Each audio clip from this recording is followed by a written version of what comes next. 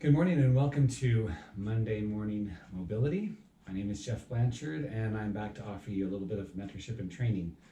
So my goal in doing this is to help you enjoy a better quality of life, to help you maybe get some handle on some pain that you're experiencing, and to encourage you to choose being active over being sedentary. So today's topic is strategy for bending and moving to help you avoid back pain, or maybe even if you have some back pain. So there's a movement pattern that we teach people a lot that come in for back pain, and the movement pattern is called a hip hinge. So you might imagine that back pain is one of the most common musculoskeletal injuries or joint injury that we see in physical therapy.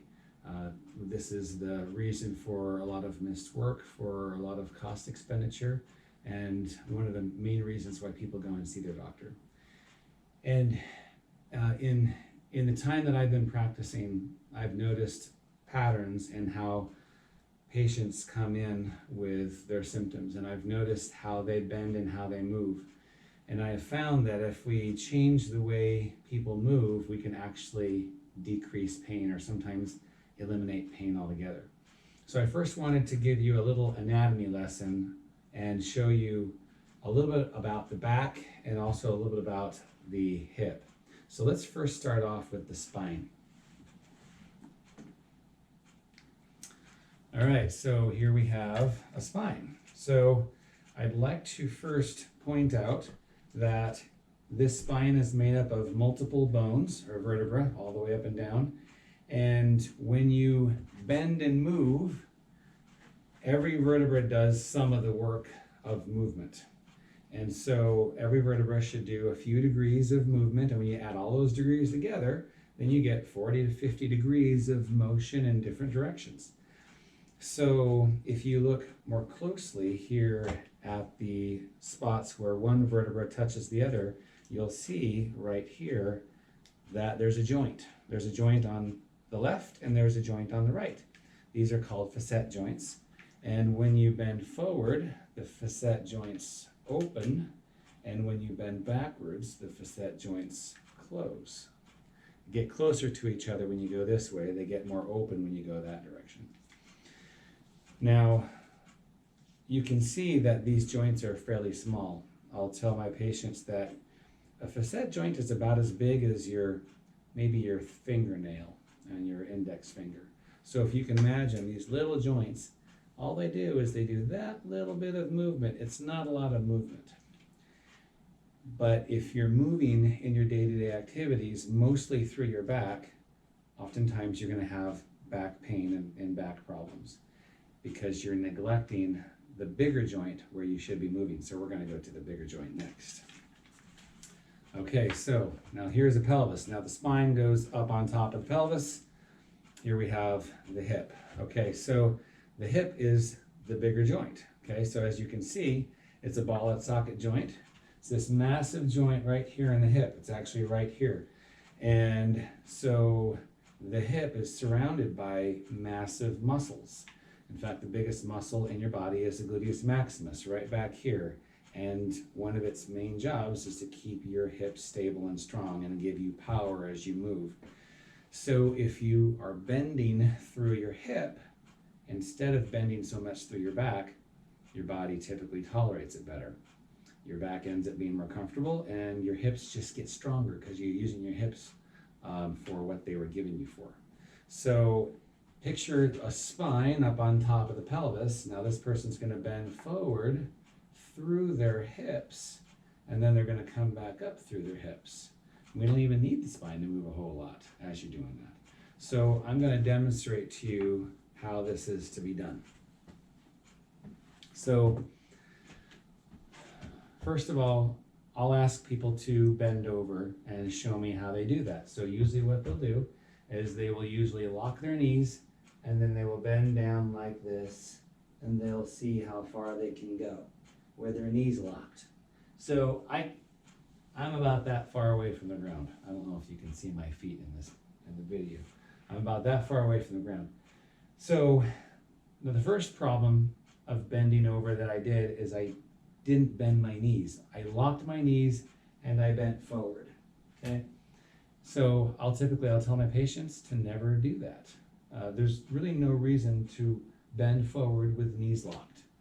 So once you unlock your knees by doing this, so once I unlock my knees and I go to here, now my knees are unlocked. They're not locked backwards, they're in this position. So once I've unlocked my knees, now I've freed my ability to start to bend. So now I can bend through my back and also through my hips because my knees have unlocked my pelvis. Okay, so as you saw before, the pelvis, we want it to tip forward on the hips, on the balls, in the sockets. But if you lock your knees, that holds your pelvis still, it makes your hamstrings tight, and then you can't go as far. So if you're gonna go pick up something in the house or go pick a few weeds in the yard, you should always unlock your knees and then you should be able to go down and grab that thing that you're going for. Now, let's say you have some back troubles. Most often, we've been bending too much through our spines. That means those little joints have become irritated and painful. So one of the ways to help people get better is we need to rest the spot that's painful and not ask it to continue to work hard. So what we'll do is we'll teach them how to bend not through their spine, but just through their hip. So that's where the hip hinge comes into play. So a hip hinge is basically like this.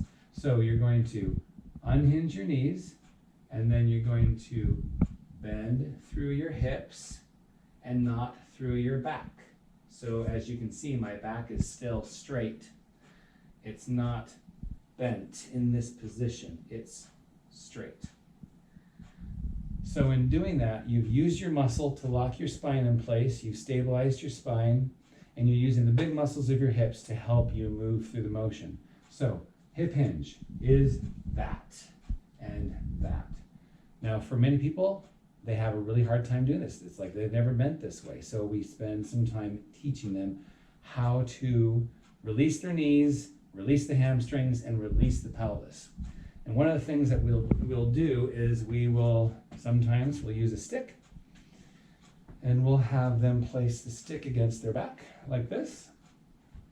So this stick now has 3 points of contact. It's contacting my head, it's contacting my mid-back, and it's contacting my tailbone.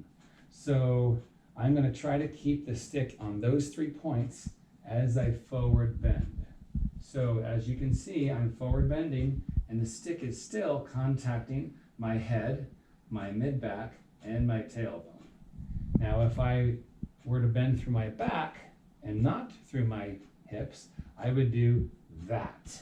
And you can see the stick has just come off my tailbone. So that is wrong. So in order to keep the stick on the tailbone, you must let the knees bend, you must keep your back flat, you must hinge through the hips. Okay, so the first few times you do that, it's gonna feel awkward because it's probably not something that you normally do. This is probably an awkward feeling for you. But with practice, it will start to become more and more normal because you're creating new nerve connections in your brain.